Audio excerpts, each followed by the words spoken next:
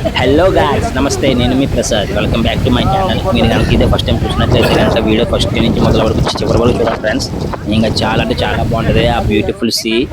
ఆ see view point కానీ Kanyakumari last land of India ఇది కూడా మనకి ధనుష్కోటి ఎలాగో ఇది కూడా అలాగే ఉంటుంది ఫ్రెండ్స్.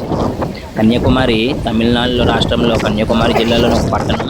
ఇది భారత ద్వీపకల్పానికి దక్షిణాన దిక్కున చిట్ట చివరి ప్రదేశం లేదా ఆగ్రం.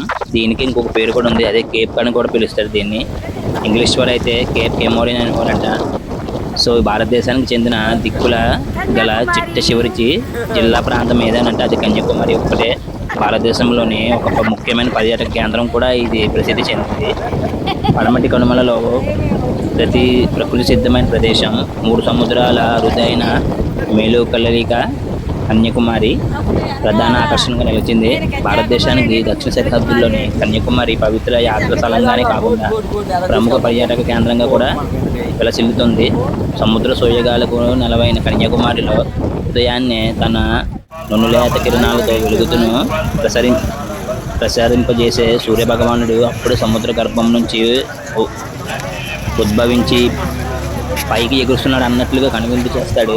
ముఖ్యంగా పౌర్ణమి రోజు అయితే రాత్రిపూట ఏకకాలంలో జరిగే సూర్యాస్తమం ఉంటుంది. నిజంగా సూపర్ ఫ్రెండ్స్. చంద్రోదయాలను చూసి పులకించిన యాత్రికులు అంటూ ఉండరు. అంత బ్యూటిఫుల్ పాయింట్ అయిన ఈ పాయింట్ ఇప్పటి నుంచి అప్పటి వరకు కూడా అదే పేరుతోనే పొందుతుంది. కన్యాకుమారి అంటేనే మనకు మోస్ట్లీ గుర్తుకొచ్చేదే ఆ view point and Vivekananda statue సముద్రంలో మధ్యలో ఉంటుంది ఫ్రెండ్స్. అక్కడే మనకు సూర్యాస్తమం అండ్ సూర్యోదయం కూడా 2 అక్కడే జరుగుతాయి.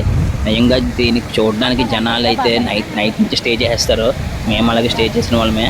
మేమైతే ఏకంగా 4 గంటల నుంచి ఎదురు చూసాం మార్నింగ్ అయ్యేంతవరకు. ఎందుకంటే అక్కడ ప్లేసులు దొరకడం చాలా గగనం. చూసే ఉంటారు స్టార్టింగ్లో జనాలు చాలా మంది ఉన్నారు, ఇంకా వస్తూనే ఉన్నారు. ఆ వివేకానంద స్టాచ్యూ ఎదురు టెంపుల్ చూసారా ఫ్రెండ్స్? ఆ టెంపుల్ బ్యాక్ సైడ్ సూర్యుడు ఉదయిస్తాడు. నిజంగా ఎంత బాగుంటుందంటే ఆ సీను. మొట్టమొదటిసారిగా సూర్యుడు ఉదయించేది అస్తమించేది కూడా అక్కడే ఫ్రెండ్స్. నిజంగా ఎంత బాగుంటుందంటే అంత బాగుంటుంది. మీకు తర్వాత ఆ సెంటర్లో ఉన్న వివేకానంద స్టాచ్యూ ఆ ల్యాండ్ కూడా మీకు చూపిస్తాను నేను తర్వాత. అది కూడా చాలా బాగుంది. అందులోనే ఒక్కటే కాకుండా గ్లాస్ బ్రిడ్జ్ మీకు చూసే ఉంటారు కదా కన్యాకుమారి వీడియోస్లోనే కనిపించే మనకి ఇదే ఆ పాయింట్. అది టోటల్ అంతా అదే ఆ బ్రిడ్జ్ కింద కనిపిస్తుంది చూసారు, అదే మనకి sea point, glass bridge point. ఇదిగోండి ఫ్రెండ్స్, ఉదయిస్తున్నాడు సూర్యుడు చూసారు కదా మీరు. అక్కడి నుంచి స్టార్టింగ్ అవుతుంది. నిజంగా ఎంత బాగుంటుందంటే ఆ సీన్ చూడడానికి నిజంగా చాలా అంటే చాలా.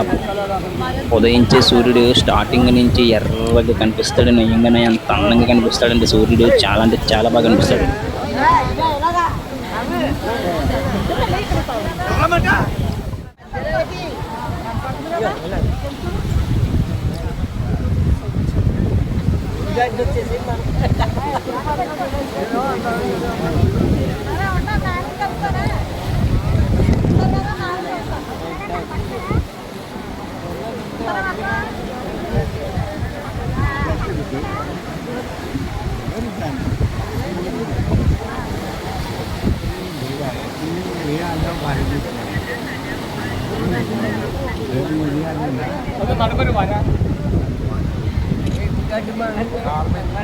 వీడియో తీయండి.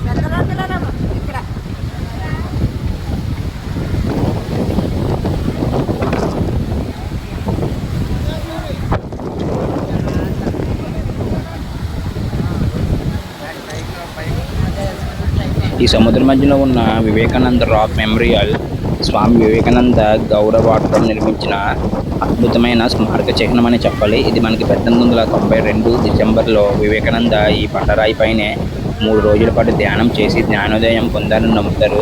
సో అందుకనే ఆయన గుర్తుగా ఈ కన్యాకుమారిలో ఉన్న నివసించే ప్రజలు అక్కడ ఒక మంచి వ్యూ పాయింట్ అండ్ ఆయన కూడా చరిత్రలు గుర్తుండిపోయేలాంటి ఒక స్టాచ్యూ నిర్మించారు అక్కడ.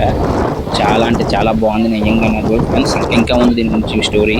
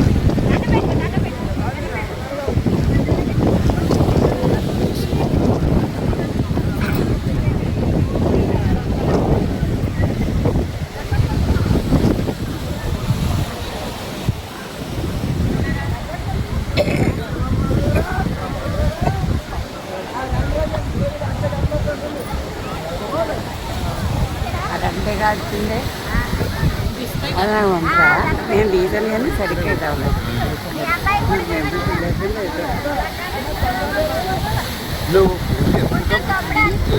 తీసేస్తాను నేనేనా ఏమి ఉండవు కదా.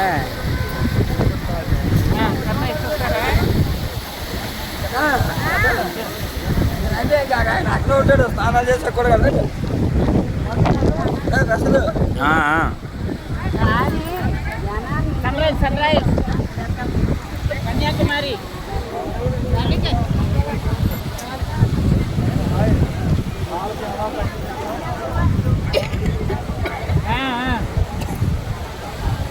సన్ రైజ్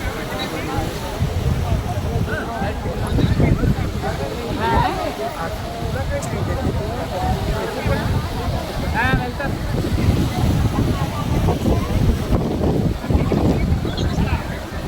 పంపిస్తాను. ఓకే ఓకే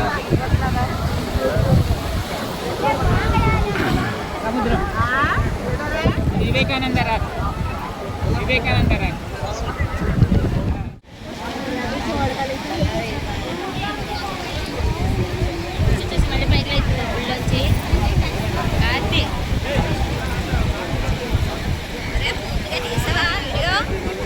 స్టార్టింగ్ నుంచి మళ్ళీ చూడు ఎలాగైపోతాడు.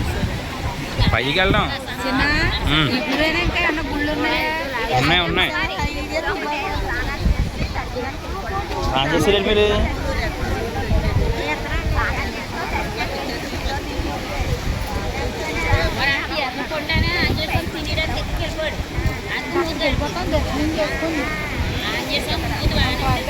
చుట్టుపక్కల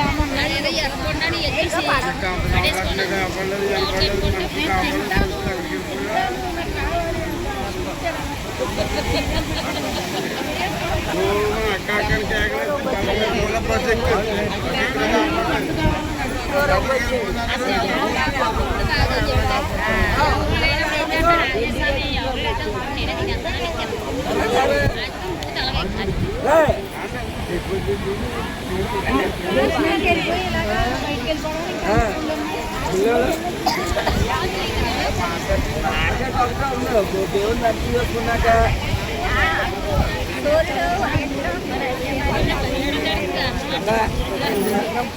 రోజు నేను ఇంకా చేస్తాను సాగుగా ఒకసారి చేయరా అదే అదే పరే ఇంకా